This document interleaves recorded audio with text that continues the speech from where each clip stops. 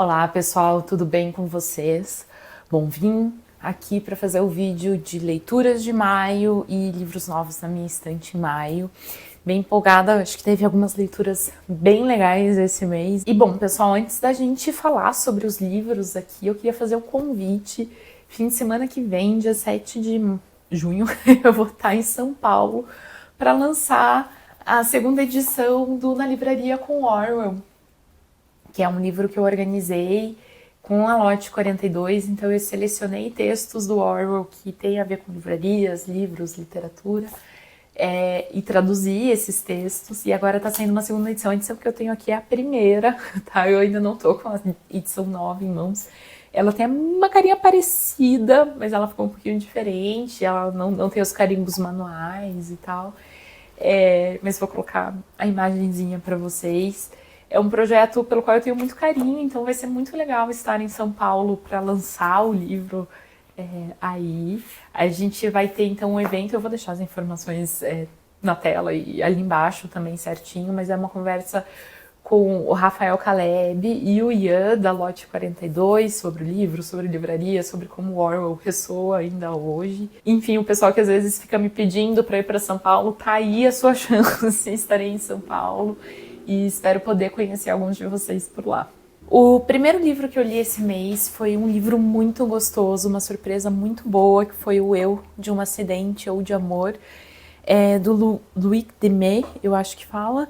Tradução do Sylvian Burro e do Rony Rodrigues, saiu pela Tela-Aranha. Tela-Aranha é uma editora aqui de Curitiba, a gente teve um lançamento muito legal com os dois tradutores aqui.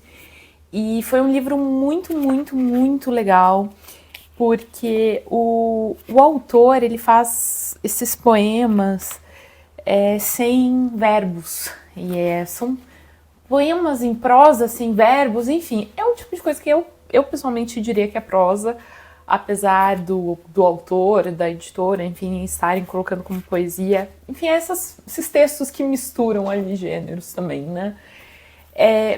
E vai falar sobre uma atração que ele sente por uma pessoa e uma relação aparentemente curta ali com uma pessoa e todo esse sentimento de impulsão ali, aquela coisa que existe num primeiro momento.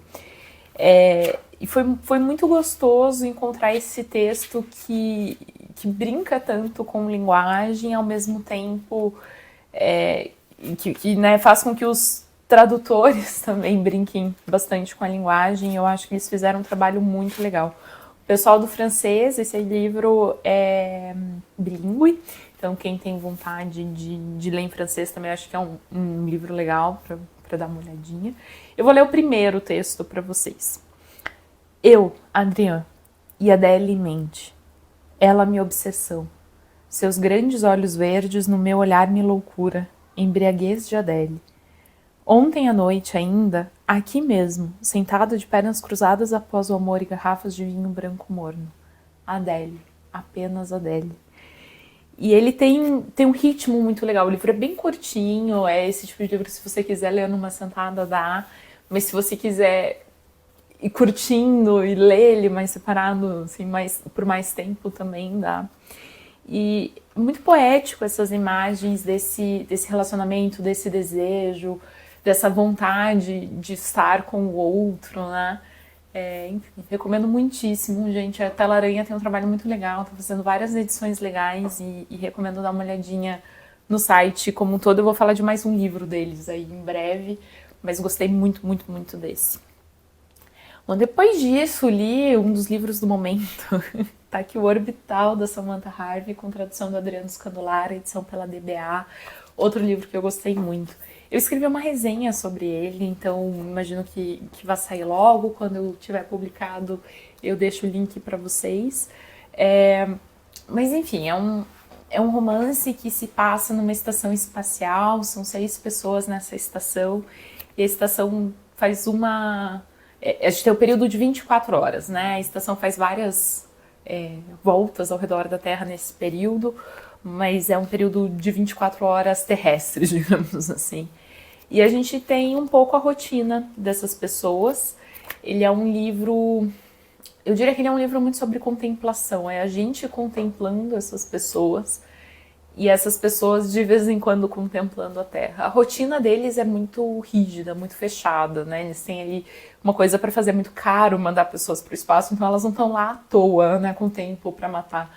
Mas aqueles vislumbres ocasionais que tem, que eles vão tendo da Terra, são momentos de grande contemplação para eles, né?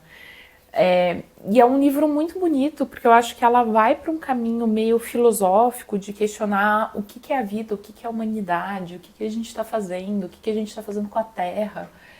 E a nossa relação com esse planeta, justamente ao tirar as pessoas um pouco do planeta, colocar essas pessoas, esses personagens no espaço, ao mesmo tempo que elas estão no espaço orbitando a Terra, né? Elas estão ao redor da Terra o tempo todo. Então, como esse sair um pouco da Terra, mas ficar orbitando e pensando nela o tempo todo é marcante para a experiência dessas pessoas. É um livro muito bonito, ao mesmo tempo muito inteligente, eu acho, em várias das observações, mas também muito, muito sentimental, assim, uma construção imagética muito bonita. E um narrador muito interessante. O que mais me interessou é essa narrativa, o jeito que o narrador foi construído especificamente. Porque não é bem um narrador em primeira pessoa, mas não deixa de ser um narrador em primeira pessoa. Mas é uma primeira pessoa, é estranho, mas bom, assim, é um estranho de um jeito bom, né? Acho que a Samantha Harvey acertou muito e estou muito curiosa para ler outros livros dela, para conhecer mais da escrita dela, porque fiquei bem surpresa e acho um trabalho belíssimo. E leiam, gente, leiam. Ficou muito legal esse livro. Bom, livro seguinte, eu falei que tinha outro livro da Tela Aranha, tá aqui o Memórias de Água, da Rafaela Tavares Kawasaki, que saiu por eles também, um livro de poemas muito bonito. Muito bonito.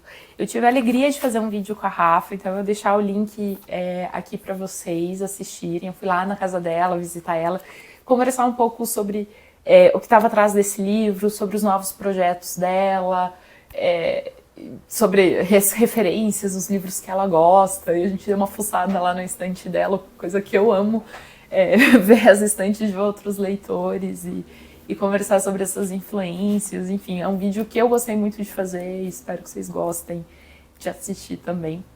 Mas, enfim, o livro é muito uma reflexão dela sobre a experiência da família dela, de ter, né, ela tem ali avós que vieram do Japão para cá, depois os pais vão para o Japão, depois ela vai criança para lá, depois ela volta para cá, então tem todo ali um histórico de movimento entre Japão e Brasil nessa família, em vários momentos e em vários sentidos, e ela tá pensando muito sobre tudo isso, sobre essa experiência, sobre esse vai e vem, né, sobre essa troca toda e como se entender com o indivíduo a partir disso, como construir sua identidade a partir disso, né? É um livro que trabalha muito com memória, com imagem de memória, com a ideia da água a partir da memória também. Enfim, gostei demais, recomendo o livro e recomendo dar uma olhada lá no vídeo. É realmente um vídeo pelo qual eu tenho muito carinho, então recomendo bastante. Depois disso, eu fui para um autor italiano que eu tinha vontade de conhecer, mas ainda não tinha lido, que é o Dino Buzzati. Eu acho que um dos mais famosos dele é O Deserto dos Tártaros, mas eu li esse mês o The Singularity, tradução do italiano para o inglês de Annie Milano Appel, publicado pela New York Review of Books Classics Literature. Esse livro, eu fiquei curiosa com ele, coloquei ele na lista para ler quando a propagandinha dele falava que era um livro para pensar sobre inteligências artificiais e por aí vai. E eu acho que ele, de certa forma, é um livro estranho de descrever, porque ele realmente vai guardando para o final as grandes revelações.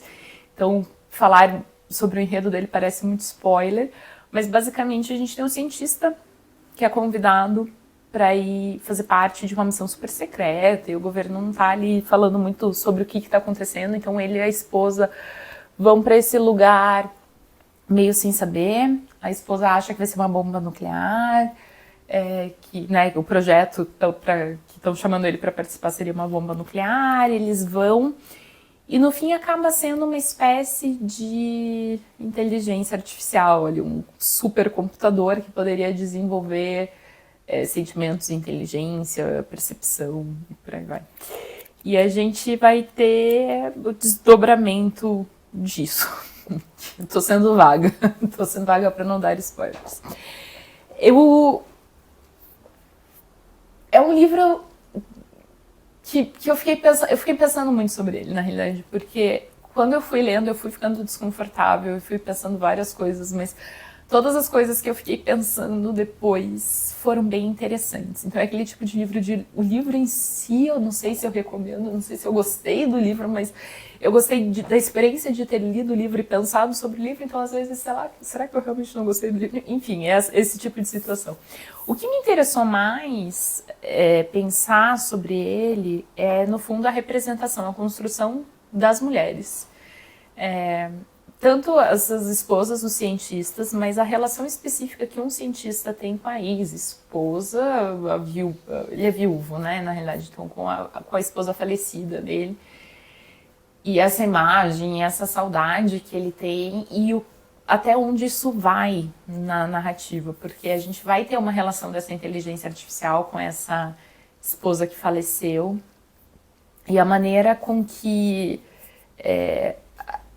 as mulheres são construídas nesse livro é ao mesmo tempo muito interessante e muito incômoda, porque eu acho que o autor traz, consciente ou não, vários dos estereótipos do que das percepções e das expectativas que se tinham em relação a mulheres, e principalmente isso do ciúme, de ser passional, de ser essa coisa que é uma posse do homem, mas o homem não consegue controlar. Então toda essa imagem da bela infiel e não sei o que vem nessas personagens e vem nessa trama. E como os homens da narrativa, os personagens homens se perdem a partir disso, assim. Então, e se perdem não tanto por agência das mulheres, mas pelas expectativas e pelas relações que eles próprios vão construir com essas mulheres. Eu acho que essa que é a parte interessante. Então é um livro assim, eu fiquei pensando muito sobre ele, eu fiquei muito incomodada lendo ele. Curioso que eu não fiquei incomodada com o tema dele, que é inteligência artificial ou computadores, enfim. Fiquei incomodada com outra coisa, mas enfim, eu gostei de pensar sobre ele e eu adoraria ter uma conversa com alguém que leu. Então, caso alguém tenha lido, caso alguém conheça o livro, me avisa aí embaixo e vamos conversar. Mas é isso, enfim. Não sei se eu recomendo muito esse. Gostei, como eu disse, né? Eu gostei da experiência de ter lido e de estar pensando sobre o livro. Mas recomendo, não sei. Acho que eu não recomendo tanto assim. Bom, depois disso, está aqui o Eros, o Doce Amargo, da Anne Carson, com tradução da Julia Reis, publicado pela Bazar do Tempo. Esse aqui foi o livro escolhido para o Clube do Livro Traduzido desse mês. Pessoal, eu estou um pouquinho atrasada com essa edição do podcast, mas tudo vai sair, tá tudo gravado, tá tudo certinho. É só uma questão de tempo. Realmente demora muito tempo editar esses podcasts, então é mais em relação a isso. Mas enfim, logo estarão no ar. Esse aqui é um dos primeiros livros da Anne Carson e eu acho bem importante que quem queira começar a ler autor e pensar sobre autor, acho que passe por esse texto em algum momento, porque do pouco que eu conheço da autora, eu acho que o pensamento dela parte muito do que ela já começa a elaborar aqui. Esse aqui é um estudo que ela vai fazer sobre a imagem de Eros, sobre o significado de Eros e como funciona essa lógica do desejo, do se apaixonar. Ela vai partir da literatura clássica, principalmente de Safo, mas vai falar de Catulo, literatura da Grécia Antiga, né, especificamente. Mas ela também vai puxar umas referências mais recentes e como essas experiências e obras mais recentes dialogam com essas obras clássicas. E é muito essa ideia do doce amargo, que é essa mistura de sentimentos que existe no ato de se apaixonar, que é ter um momento doce, ter um momento bom, mas ter um retrogosto, ter uma coisa amarga, ter uma coisa ruim, também nesse sentimento do desejo, porque ele implica sentir falta de alguma coisa, você deseja aquilo que você não tem. Então, como essas experiências são muito atreladas, muito próximas uma da outra. O desejo e a falta, a saudade.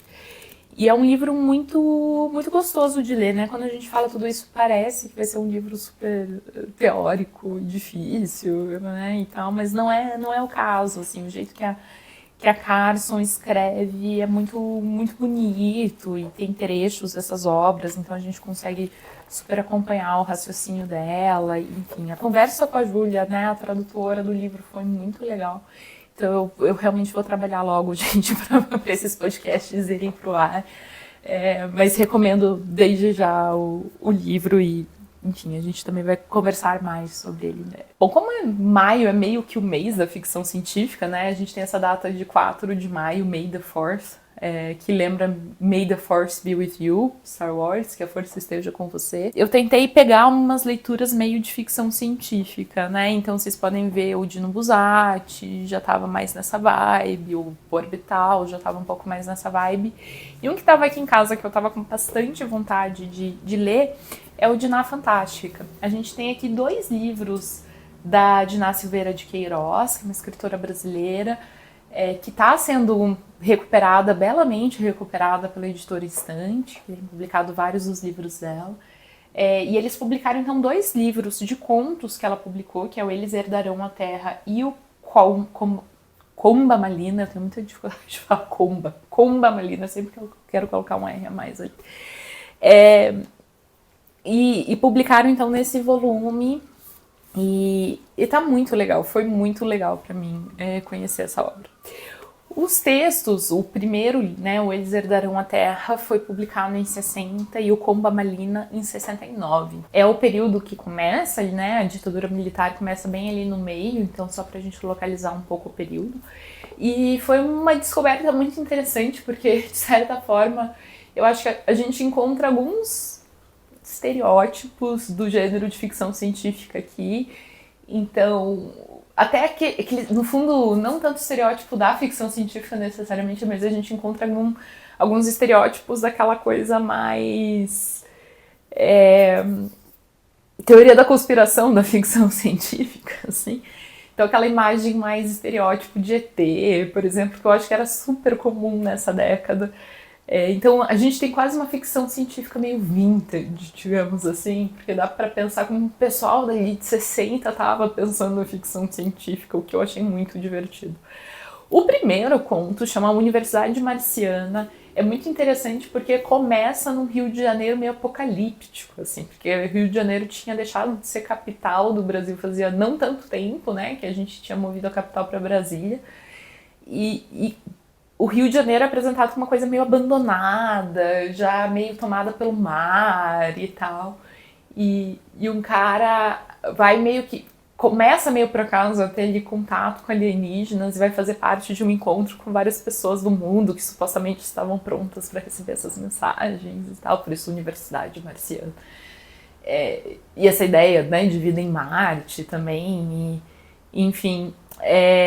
eu acho legal que ela chega a mencionar a Guerra dos Mundos do Orson Welles e ela faz uma brincadeira com o texto do Welles, porque o Guerra dos Mundos teve uma adaptação radiofônica e muita gente que era ficção, né? Assim, que era uma adaptação como filme radiofônico, como obra radiofônica.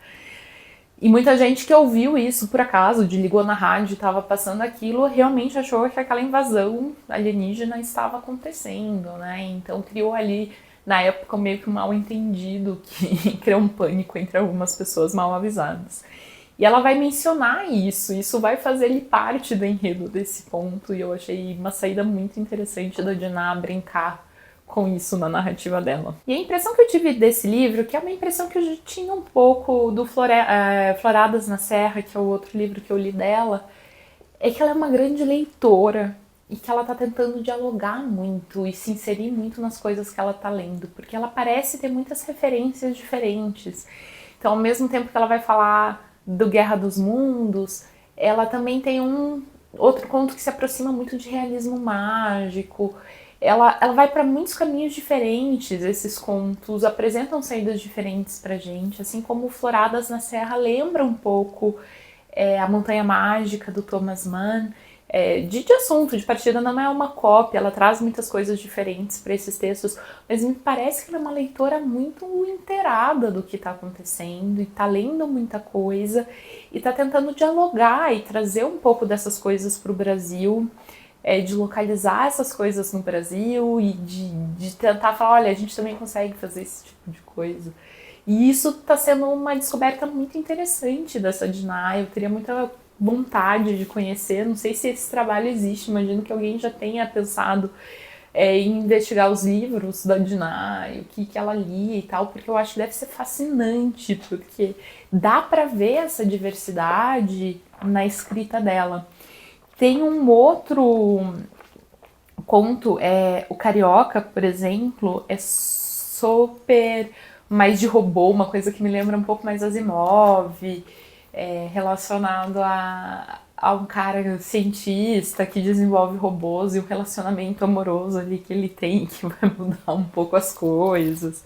Então, enfim, a gente tem muitos caminhos diferentes da ficção científica aqui, o que eu achei muito divertido e recomendo para quem eu acho que quer conhecer uma coisa bem diferente do que a gente está acostumado a encontrar na literatura brasileira, assim, um viés muito diferente dessa escritora. Bom, depois disso, eu li o livro que era indicado para o Leia Mulheres desse mês de maio. Infelizmente, eu não fui no encontro no dia, não deu para eu ir. Mas o livro é muito bom, eu gostei muito do livro, que é O Mau Hábito, da Lana S. Porteiro, com tradução de BRGB, publicado pela Marcod, que inclusive tem lançado umas coisas bem legais, né?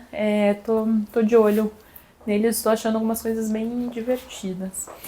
Gente, que livro maravilhoso. Eu gostei muito da escrita da Lana. A Lana é uma escritora da Espanha, nossa, eu ia falar de Argentina, de Madrid.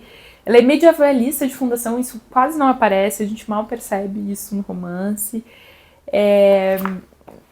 E a gente tem a história de uma criança trans, uma criança gay, uma criança com questões de gênero, que cresce num bairro marginalizado, num bairro pobre, e vai lendo o mundo e percebendo esse mundo ao mesmo tempo que tenta lidar com essas questões de gênero. Então, uma criança que desde cedo se identifica como mulher, mas que é vista como homem, e tentando se incluir nos contextos femininos, vendo como pessoas que talvez se aproximassem dela nessa questão de identidade de gênero são tratadas pela sociedade, encontrando espaços de acolhimento, tendo problemas e saindo desses espaços de acolhimento e tentando firmar como que quer apresentar essa identidade, enfim. Então é quase um Bildungsroman, basicamente, de uma criança com essa questão de gênero. E é muito bonito, a escrita da Lana é muito bonita, as imagens desse bairro, para mim, são extremamente poderosos. Enfim, eu acho um livro lindo pra gente pensar questões de gênero, mas eu acho que é um livro lindo independente disso, assim, as imagens e a construção dessa pessoa e não só da personagem principal. A personagem principal já é maravilhosamente bem construída, mas as personagens que circundam essa história, principalmente as mulheres ali ao redor, que acabam servindo como exemplos, como imagens, como modelos, são muito bem construídas. A gente tem vontade de conhecer essas pessoas, assim, elas parecem pessoas extremamente complexas e bonitas em sua feiura e feias em sua beleza, sabe? Aquela coisa. Enfim, gostei muito, muito, muito da escrita, da tradução do livro. Enfim, uma super indicação. Também tá entre os meus favoritos do mês, ali junto com Orbital. um super livro, gente, recomendo muitíssimo. A Lana esteve na Flip já também, vou deixar a conversa ali embaixo também. Ainda na vibe ficção científica, é um livro esquisito, interessante, um pouquinho chato, mas interessante. Tá aqui o Boot, Gespräch ohne Autor, do Clemens Zetz. Então vamos lá, é a editora Zoekamp. Bot de robot, né, de bot de internet, um diálogo sem autor. Clemens Zetz foi um pequeno boom da literatura austríaca, tem uns anos já, ele virou assim um escritor conhecido, que escreve bastante e tal, ele tem uns 40 e pouquinhos anos hoje. E ele faz aqui um experimento curioso. Esse livro já tem uns anos, então deixa eu até confirmar, é de 2018 o livro. Ele pega textos dele, ele tem tipo uma espécie de diário eletrônico, imagina um arquivo do Word ou algo assim, e ele põe esse texto numa ferramenta online, como se fosse um ChatGPT, mas óbvio, o ChatGPT não existia ainda aqui. E a partir disso ele faz perguntas para esse bot e o bot responde com trechos desses diários. Então o que o bot faz é encontrar trechos, fazer recortes desses trechos para que sirvam de respostas para essas perguntas.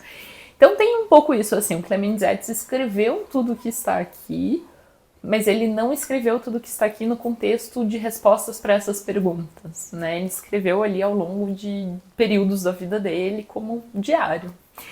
Então a gente tem um experimento técnico que é como esse computador, como esse bot seria capaz de responder como autor, usando para isso um corpus escrito pelo autor. E isso, por vezes, gera algumas respostas divertidas, porque eu acho que não é aquela resposta mais provável para a pergunta, né? Quando você fala, o que você fez ontem? E ao invés de vir uma, eu comi, eu fiz não sei o que seria aquela resposta que a pessoa dá para uma entrevista e tal, às vezes vem uma resposta super filosófica, super pensada, super elaborada, porque óbvio, né? Tem a experiência do diário ali.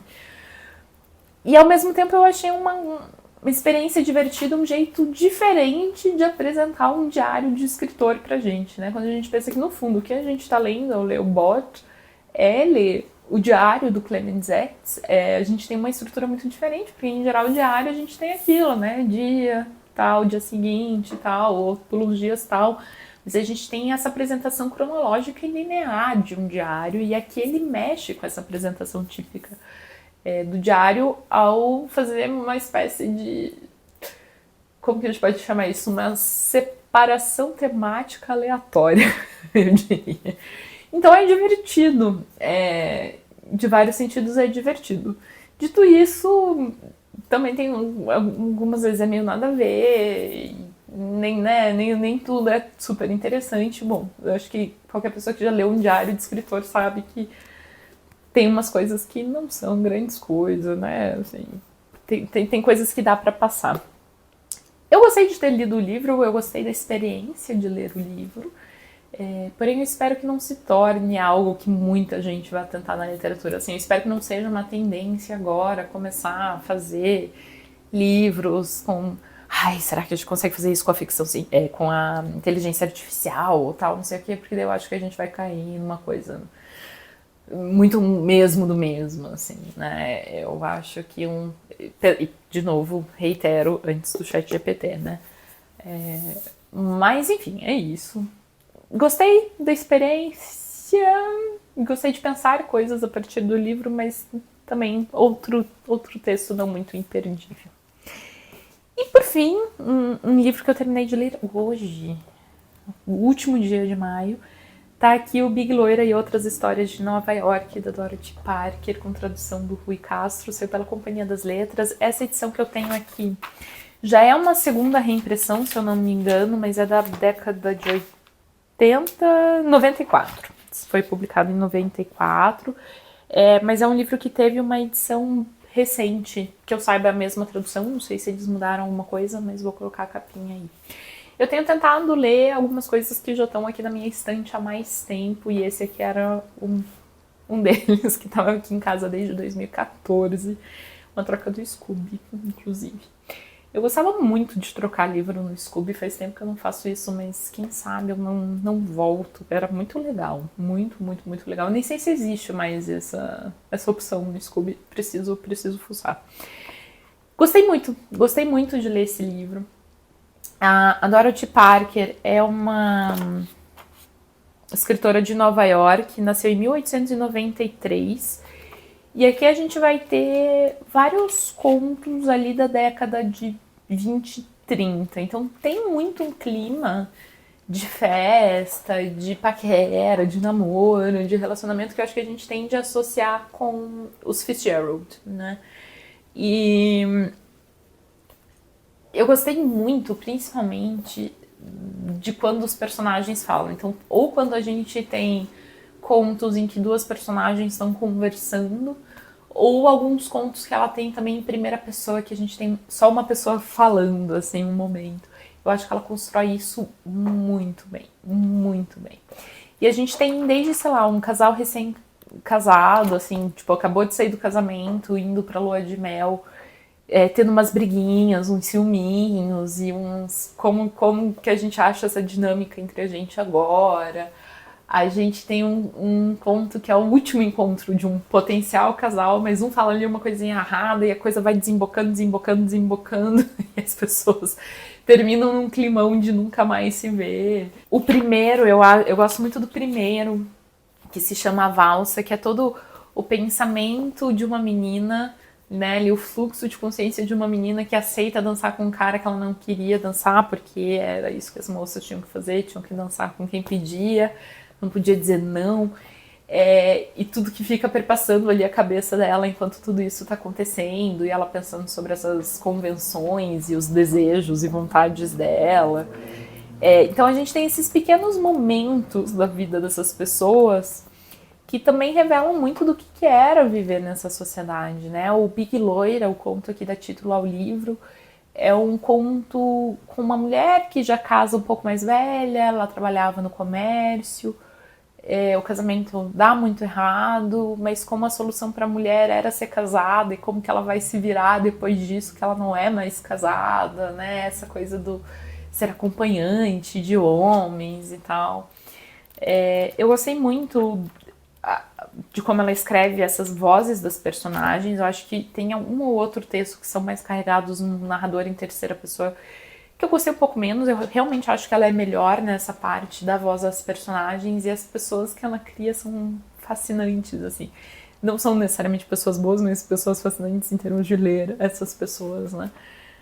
E recomendo muito. Fiquei muito feliz e quero ver se eu consigo eventualmente chegar em mais da Dorothy Parker. E bom, essas foram as leituras. Vamos agora para os livros novos na estante, começando com uma tradução nova. Tá aqui o Teatro e Tradução da Marguerite Laera. É um projeto que eu traduzi com a Ruth Bornowski, a Ana Carolina Oliveira Freitag, a Juliana Fogiato Rodrigues, a Laísa Viegas e a Karen Silva. E saiu pela editora Temporal. É um livro muito interessante. A Marguerite Laera é uma pessoa que está pensando a tradução do teatro, mas muitas das discussões que ela vai trazer aqui eu acho que se aplicam a vários textos, apesar de todos os exemplos dela serem do teatro.